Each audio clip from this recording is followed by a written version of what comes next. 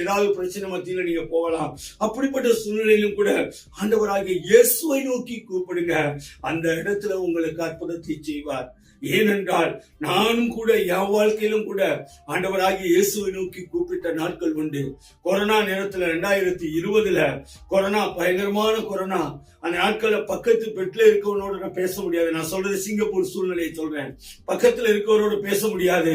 பக்கத்துல இருக்க ஆட்களோட ஒரு வெள்ளி காசு வாங்க முடியாது. பல போராட்டம், பல பிரச்சனைகள், பல பாடுகள். ஆனாலும் கூட பாருங்கள், அந்த நேரத்துல என் அன்பு மகள் பிறந்தாள். கெச்சியால் என்ற 2வது மகள் பிறந்த பொழுது அவளுக்கு உடல்நிலை சரியில்லாம பல ஹாஸ்பிட்டலுக்கு கொண்டு போய் நாங்களும் பார்த்து 3 ஹாஸ்பிட்டலுக்கு போயிட்டு 4வது ஹாஸ்பிட்டல் ரியோ இந்த மதுரையில கொண்டு போய் சேர்த்தோம். அவன் ஒரு நாளைக்கு 1 லட்சம் ரூபாய் பணம் கேட்டாங்க. நாங்க என்ன பண்றது? கொரோனா, யாரும் வெளியில போக முடியாது, எந்த ஒரு காரியமும் இல்லை.